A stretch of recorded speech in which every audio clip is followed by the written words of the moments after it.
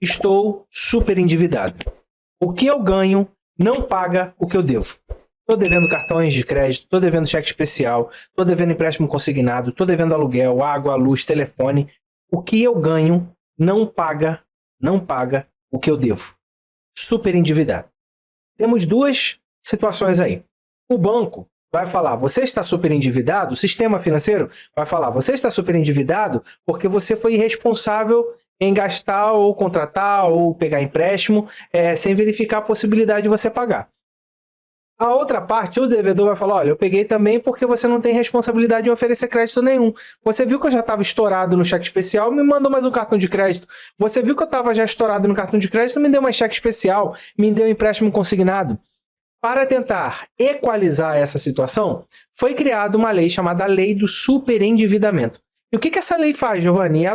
Essa lei ou deveria ser para todos. A possibilidade de você chegar ao Poder Judiciário, acessar o Poder Judiciário e falar, ô juiz, ô juíza, estou super endividado. O que eu ganho não paga o que eu devo. Eu quero pagar, mas desse jeito, isso aqui vai virar uma bola de neve e eu não vou pagar a ninguém.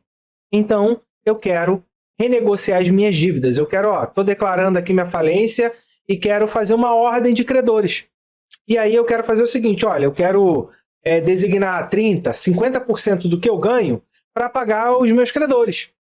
E assim, vou quitando todas essas dívidas, faço acordo com todo mundo recebe e eu também fico em paz. Essa é a mentalidade, é o objetivo, é o caminho, é o destino, é a finalidade da lei. Essa lei do superendividamento, o que é a lei do superendividamento? É uma lei que foi declarada, foi promulgada, tá? E ela alterou o Código de Defesa do Consumidor, inserindo essa possibilidade. Ocorre que, antes de promulgar essa lei, o presidente Jair Messias Bolsonaro, em julho, fez um decreto presidencial. E nesse decreto presidencial, o que ele fez? Restringiu a aplicação dessa lei.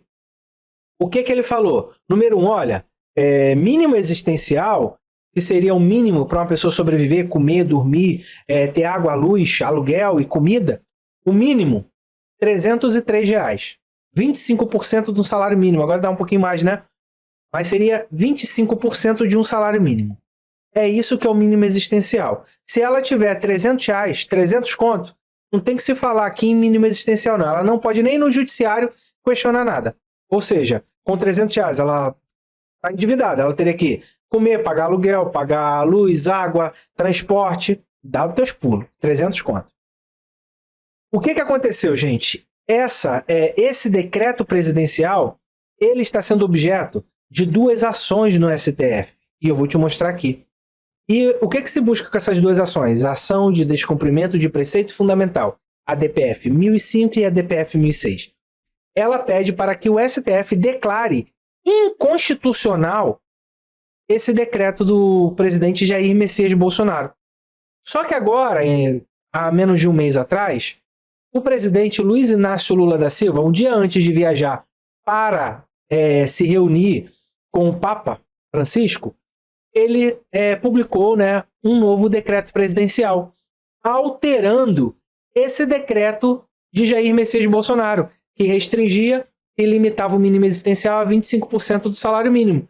Na época, R$303. O que o Lula fez?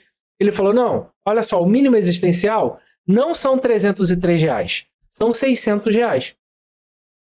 Mudou o artigo 3º do decreto presidencial de Jair Messias Bolsonaro. Só que tem um porém. Ele só alterou o artigo 3º, que aumenta para R$600 o mínimo existencial. O que está sendo discutido e sendo pedido lá no STF é que anule esse decreto presidencial. Por quê? Porque não é objeto ou matéria ou competência do presidente da República tabelar o mínimo existencial. Ele não pode tabelar o que a lei não tabelou. A lei deu um panorama geral, ou seja, você que ganha 5 mil, você pode entrar com uma ação pedindo para renegociar todas as suas dívidas e fazer uma fila de credores. Só que com o decreto presidencial, ele tabelou. E pior, além dele ter tabelado para 303, o Lula aumentou para 600, o que eles dois não fizeram? Os dois juntinho, um em carne, não revogaram o quê? O presidente Bolsonaro fez o artigo 4º do decreto dele e o Lula manteve o artigo 4º. E o que esse artigo 4º fala, Giovanni? Fala o seguinte, que não... Primeiro, olha, então vamos lá, atualizando o decreto. O mínimo existencial tem que te sobrar R$600. É o que o decreto fala. Só que o decreto tem um artigo 4º, isso é o artigo 3º. O artigo 4º fala o seguinte, não entra no cálculo do mínimo existencial dívida de cartão de crédito, dívida de condomínio, dívida de empréstimo consignado, ou seja, as grandes dívidas que fazem as pessoas ficarem com superendividamento não foi revogado pelo Lula. 6 por meia dúzia, só fez para inglês ver, para ir lá dar beijinho no Papa. Um encarne, não muda nada, não muda nada.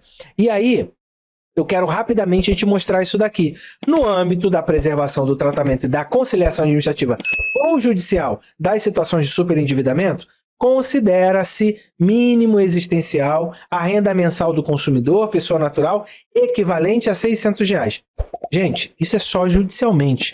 Não tente achar que você vai num banco, cartão de crédito, eles vão fazer uma reunião administrativa contigo e esperar congelar toda a sua dívida sem enrolar juros. Não existe isso. Infelizmente tem muita gente cabeçuda aqui te desinformando. Agora, para vocês entenderem, eu acho que é importante, já estou finalizando já, fica comigo aí. Olha o que diz o artigo 4º. Não serão computadas na aferição da preservação e do não comprometimento do mínimo existencial as dívidas e os limites de créditos não afetos. E aí, olha só, excluem-se ainda da aferição, da preservação e do não comprometimento. Ou seja, você não pode colocar isso aqui para dizer que você não tem mínimo existencial. Gente, é o que eu falei, ó. Financiamento e refinanciamento imobiliário, olha aqui, ó. Decorrente de empréstimos garantias reais, fez empréstimo dando casa, terreno.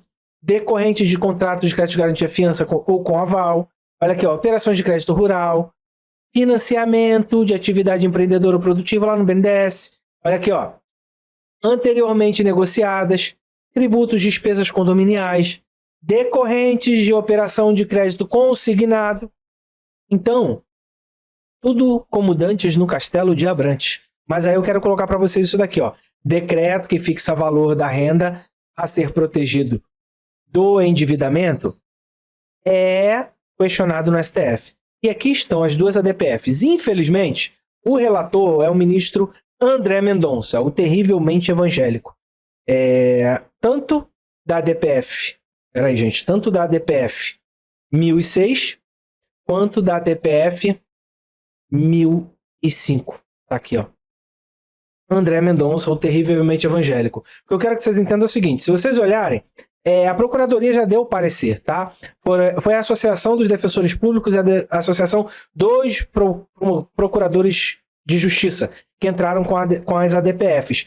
E nas duas, gente, o Procurador-Geral da República, o MPF, já se manifestou no seguinte, olha, o que ele fala, ó, pela procedência dos pedidos para que sejam declarados inconstitucionais o artigo 3º, por quê? Porque ele tabela o mínimo existencial.